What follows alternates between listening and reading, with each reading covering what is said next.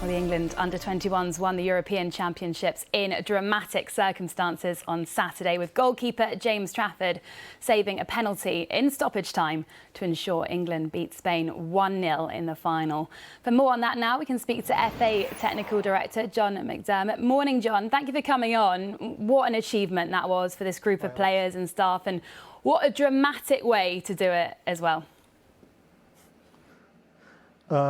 It was an incredible finish, but a magnificent tournament, going 6 games without conceding a goal, and I think for all of us players, staff, and people watching at home, the 97th minute was something we'll never forget. Would you say this is testament to the strategy the FA have implemented through the youth systems over the past years? Is this the reward?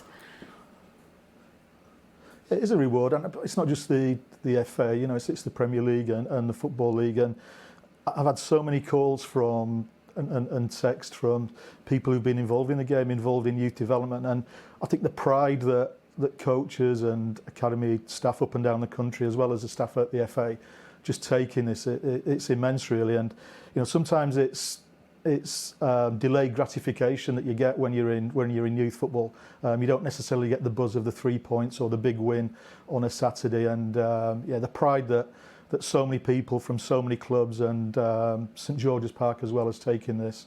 It's just been brilliant to share some of the memories they've had of the players and to get their messages.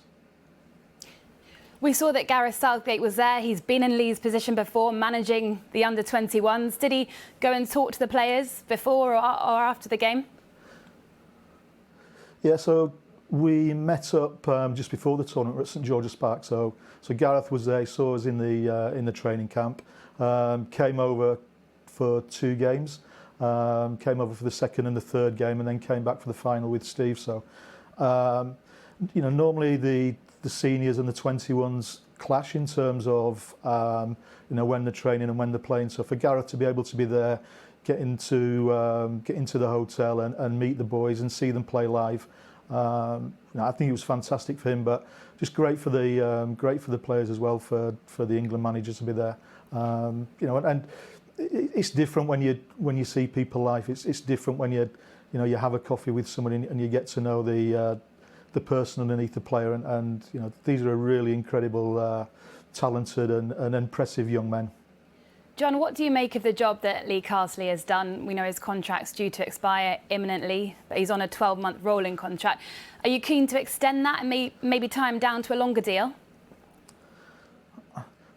Listen, I've known Lee since he started coaching at Coventry, and me and him go back a long way.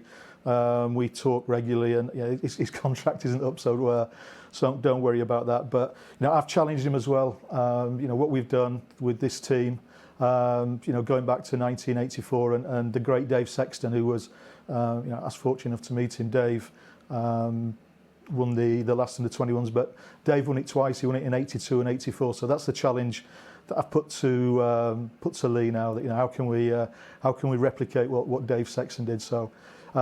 Listen, he's in a good place. We speak all the time. We've known each other before we started working at the FA, and I think, like with anybody after these tournaments, there's so much gone on, and especially the end as well. So we'll continue to chat. But he's in a great position, and I also think brilliantly supported by Jolyon and by Ashley Cole and by Tim Dipner. So there's a really good group of staff. They get on really well. They counterbalance each other with their personalities. So Lee would be the first to say as well. There's a lot of teamwork that goes into that, and the staff as well, the physios and the analysts and people like that have contributed to the last 2 years of this campaign. And not forgetting the players, so much talent in that squad as well. Do you think that these players can see a clear pathway through to the senior team?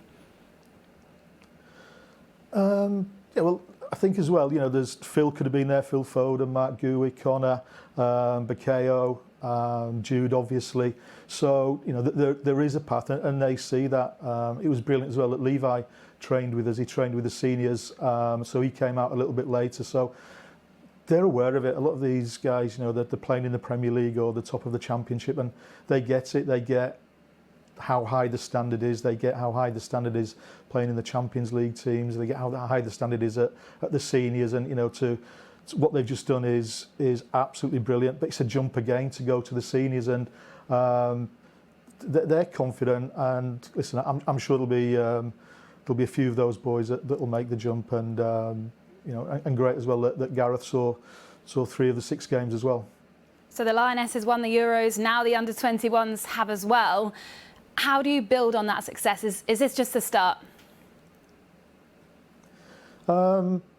Listen, what I would like to think is that the boys and the staff, they've got a memory that they'll cherish and remember for the rest of their life. But I think all of us, we hope that this isn't their career highlight. What we want is now some of these boys to go and do big things in the Premier League, but also do big things for the seniors. And can we go and win it in Germany? Can we go and win it in the United States in the World Cup? So yeah, I'd like to think there's a foundation here, and obviously why we're all in it at the Football Association is to translate and convert these wins into a winning senior team at a tournament. So fingers crossed. But we've got really good foundations to be able to do that. And John, what about the Lionesses at the World Cup? Their first game in 12 days' time. What would you class as success for the women? So I'm sure Serena would probably answer that better than me, but we go in with so much confidence after the Euro success, and there's obviously been some changes to the squad and some injuries. So obviously if we can match what we did in the finals, in the Euro finals, that would be incredible, and I'm sure that would be the ambition that Serena and all the women go in with. So our best wishes go to them, and hopefully there's a little bit of a confidence boost from what the guys have done the other night. John, thank you so much for coming on. Great to get your thoughts this morning. We'll speak to you soon. Thank you. Thanks, Alex. Thank you. Bye.